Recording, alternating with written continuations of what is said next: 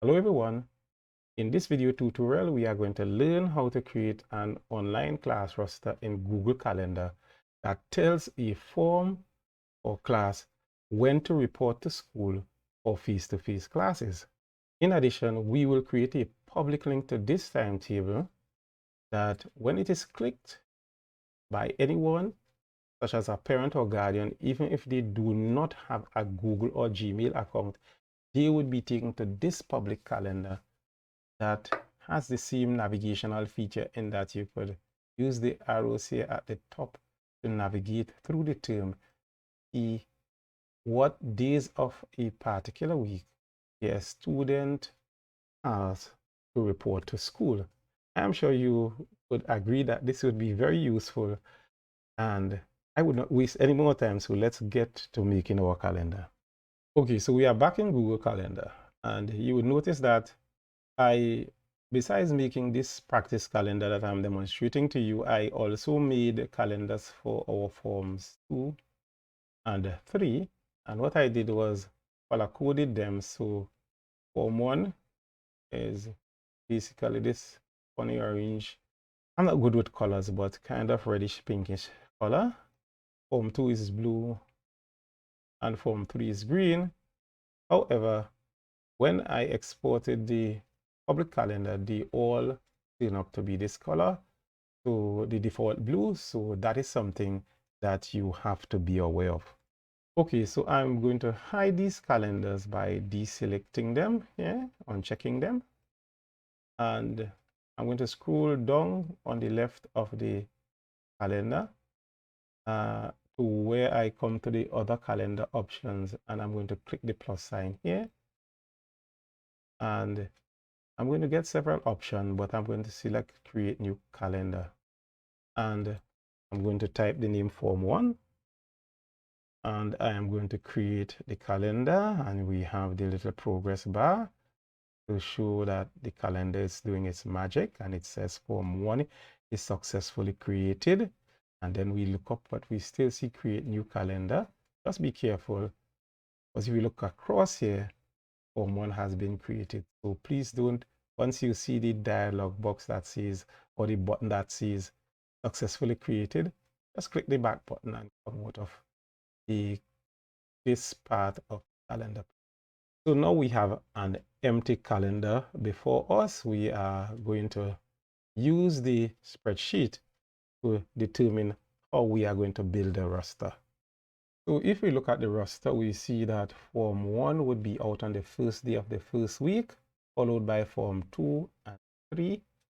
And then form 1 comes out on the Thursday, form 2 on the Friday, form 3 on the Monday of the next week. And this 1, 2, 3 pattern repeats itself all the way across this spreadsheet for the 13 weeks of the term that starts on the 3rd of January and ends on the 1st of April. Furthermore, you notice that the week 1 pattern of form 1, 2, 3, 1, 2 repeats in week 4, 7, 10, and 13.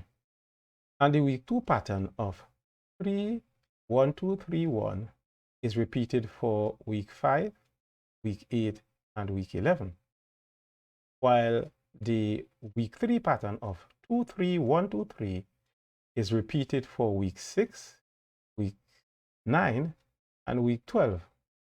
So we can safely see that as far as the roster is concerned, that there is a repeat of the same pattern every 3 weeks on the timetable once we omit the weekend. This is what we have stacked across here, which we can call a tri-weekly cycle. This means that if we have to build a roster for form 1, what we need to do is to ask the calendar to have first form come out on the first day of the week. Then repeat this pattern every 3 days, omitting the weekend, and let that happen from the 3rd of January to the 1st of April, and we should have a complete roster for that form. So let's go back to our calendar and do that right now. So we have already created our calendar. So the first thing we are going to do is to go to January and click on the 3rd. And we are going to create an event by doing so. And that event we are going to call Form 1. Let me just put a space there. So that is Form 1, but we're not going to save it just yet. We have to go and set up the repeat by clicking on More Options. And if you notice in the settings here, it is saying does not repeat. We go down to Custom, and we want it to repeat every 3 weeks. So we are going to click the up arrow until we get 3 weeks. In addition to that, we saw in the roster that Form 1 would be out on a Monday and Thursday of that first week. And that is supposed to end on the 1st of April. So we have the rule set up. This is supposed to repeat every 3 weeks, where the Form 1 comes out on a Monday and a Thursday until the 1st of April. Done. And we save that. Okay, so this is good. The next thing we have to do is to bring them out on the 2nd week of the school. So let's look at what the roster says. On the 2nd week, Form 1s are going to come out on the Tuesday and Friday. So let's bring them out on the Tuesday and Friday here. So we go to Tuesday of the 2nd week. And once again, we call this Form 1. And we go to More Options. And we go to Does Not Repeat, come down to Custom. And we click Friday because they are out on a Tuesday and Friday. And we want that to repeat for 3 weeks until the 1st of April. So we click that, we click Done, we save to see what we have. So if we scroll through to the end of March, okay, we see that none of these events would go beyond the 1st of April. So that is good. So we are back in January. We have accounted for week 1 and 2 in our tri-weekly cycle. So what we need to do now is the only day of the week that the first formers have not come out, as it is on a Wednesday. And if we look back at the roster, we see on the week 3, week 3 of the cycle, they are out on a Wednesday. That is in the green band here. We see that is repeated all the way across the timetable. So let's go and put them like that in the calendar. Because clicking on Wednesday of the first week, once again, we create the event called Form 1. We go to More Options, and we select Does Not Repeat, go to Custom. In this case, we do not have to add any extra day because they are only out on a Wednesday. We have to set it up for 3 weeks though, and we need to have it end on the 1st of April. Cannot go beyond the 1st of April. So let's click Done. We save, and we should have the complete calendar for the first formers. So let's scroll through to see how that looks. This is January, so we notice that we have this nice stepwise pattern here. We go to February, and we have the same thing. We go to March, and at the end of March, everything ends right on the week of the 1st of April. So let's go back to the beginning. So as far as the roster is concerned, if the child is on the school's platform, you can easily share this calendar with them or with the entire form, and they would be able to access it. However, because the parents are not on the platform, what we need to do now is create the public link so that parents and guardians would have access to this roster also. In order to create the public link, we need to get to the settings for this calendar. And we can do that by hovering over the calendar and clicking the ellipsis on the right and selecting sharing and settings. And we are going to be presented with all the settings for the calendar, which is quite a few, but we do not have time to go through these now. We are interested in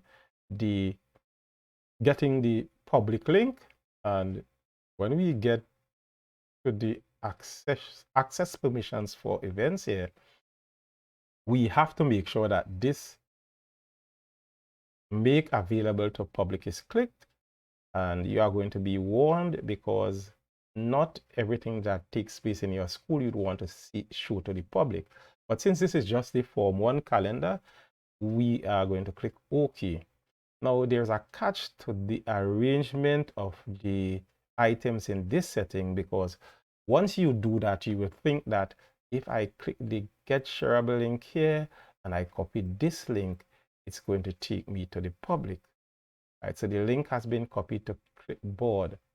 Now, so what I would do is open this link in another browser that doesn't have a login on the account, so that you could see what is going to happen. As you can see, it is taking you to a Google sign-in. So it's assuming that you are on the platform and you need to log in before you can access this. But this is not going to work for a parent who does not have a Google account. And we want everyone to be able to access this roster. So this approach cannot be used. Okay, so we need to get out of this so we can sort out this URL issue. So let's go to our calendar. We could close this and let's look and see if we could find a better way of getting that URL. Here we see under Integrate Calendar, we have three options: the calendar ID, the public URL, and the embed code. We are going to look at this when we have finished this part of the tutorial. However, let's work with the public URL for now. So let's click it, copy it, and let's go back to our page that doesn't have anyone logged in Gmail. We're going to paste it here, and voila, we have the correct roster for Mondays out, Monday, Tuesday, Friday, and Wednesday. So the days are correct, and it ends on the 1st of April. However, as you can see, the week begins on a Monday, which should not be a problem, but it could be unnerving. And I strongly suspect that is because I used a private browser window. So what I'm going to do is try it in the normal browser window to see if it's going to display correctly. So here we have a normal Firefox window, and I am pasting it here, and we have the roster with the week beginning on Sunday. If we click, we see Form 1s are out on a Monday and Thursday, Tuesday, on Friday, and Wednesday. Let's see if it ends. Yes, it ends on the week of the 1st of April. But we have one thing to sort out before we come and look at the embed code. So I could minimize this now, and let me just pull up the calendar here. Now, this code is very long and cumbersome, as you can see. If we paste it in the browser so that we can get a better look at it, not in the browser, in the spreadsheet that we were working with, you could see it's very long and cumbersome. And you wouldn't want to paste this on a web page for somebody to click on, because you want something nice and bite-sized to work with. So what we are going to do now is to use the URL shortener called bit.ly.com and make this into a very short URL that can be easily worked with. So what I'm going to do is to open a new tab, and I am going to go to the site bit.ly.com. As you can see, it's already in my browser cache, so I will just press enter. And you have the option of logging in or signing up. Since I already took out an account for this tutorial, I will just simply click login. I am going to go with login with Google. It's going to ask me if I am Mr. John Principal. I said I clicked it to see yes. And once you have created and you get in, all you have to do is click create. Since we already have the long URL, I just copied it a while ago to paste it in the spreadsheet. I could paste it here, and I'm going to click create, and it created a very short version of the URL, but nonetheless, this is not really readable. So I am going to change that to form 1 without a space, and then I'm going to put underscore 21-22. So this is saying, no, probably that is not a good. Maybe they may have another roster for term 2. So let me just call this form 1, T1, and leave it like that. So I'm saying that that is the form 1 roster for term 1. If you want, you could add probably 21-22. So we are saying, okay, this is a form 1 roster for term 1 of the year 21-22. As you can see, I had to correct the 21 that I had written twice. And once we save that, the link has been edited.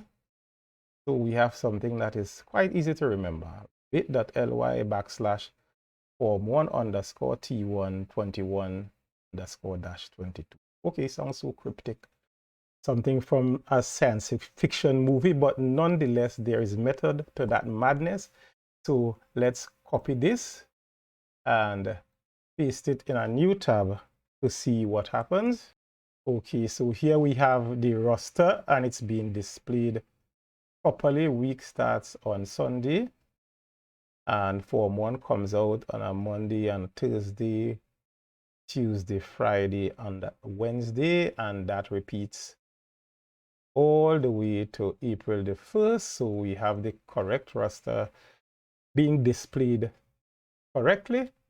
So that's it for this part of the tutorial. In the next part, we are going to look at how you can embed the calendar into a web page. Let's say your school has its own website and the person who maintains the website could pick this code to embed the calendar into a specific web page. That is going to look a bit more presentable and part of your website design than to send them to this embedded calendar that takes up the whole space. So that's another approach that you could use if you have a school's website. And to get an idea of what this looks like, you click on customize and you are going to see this. Here you could also determine whether the default view is week or I will put it back to month. You could also set it to agenda, and here you could see that you could change when the week starts. You could